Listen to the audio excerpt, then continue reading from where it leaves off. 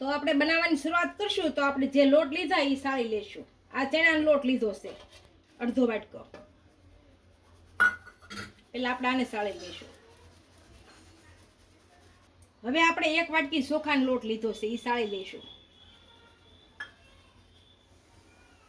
થોડો કોર્નફ્લોર લીધો છે એ સાળી લઈશું.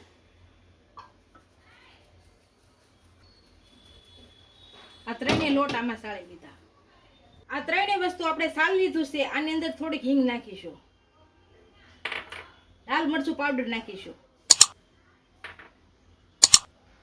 થોડુંક ધાણા જીરું નાખીશું. સ્વાદ પ્રમાણે મીઠું નાખીશું.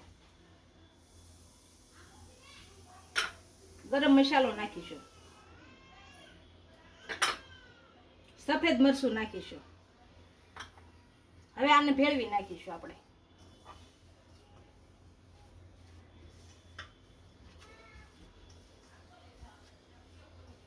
હવે આપણે જે સિંગના દાણા લીધા છે એ નાખી દઈશું.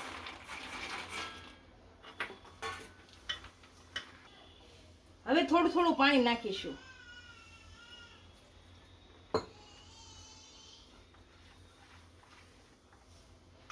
અને છૂટા છૂટા ભેળવી દઈશું આપણે. લોટ આપણે બહુ કડક નથી રાખવાનો, આ રીતનો ઢીલો રાખવાનો છે. મેં બાંધીને તૈયાર કરી લીધો છે. આને હવે સિંગ ભજીયા પાડી લેશું. આપણું તેલ સારી રીતના ગરમ થઈ ગયું છે. આને એક એક કરી અને સિંગ ભજીયા પાડી લેશું. આમાં એક એક નાખવાના એટલે છૂટા છૂટા રહે.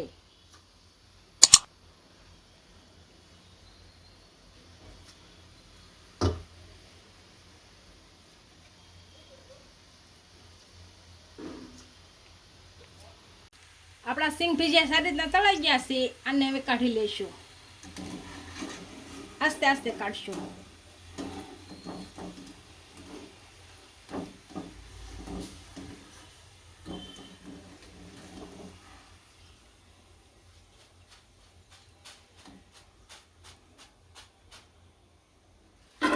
આ જ રીતે બીજા તળી લઈશું. ઉપરથી મસાલો નાખવા માટે આપણે લાલ મરચું પાવડર નાખીશું. હળદર પાવડર નાખીશું. મીઠું નાખીશું અને ચાટ મસાલો નાખીશું. આને ભેળવી નાખીશું.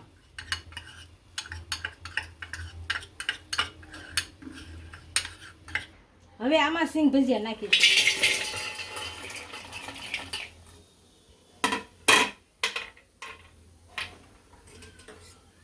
હવે આમાં મસાલો નાખીશું ઉપરથી.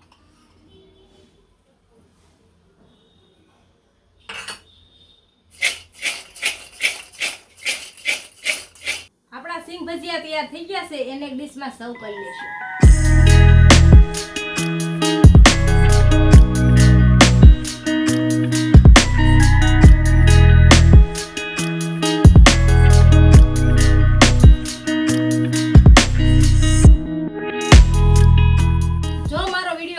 વિડીયોને લાઈક કરી દેજો. ઇન્સ્ટાગ્રામ અને ફેસબુક પર ફોલો કરી દેજો. મળીએ નવા વિડીયો સાથે.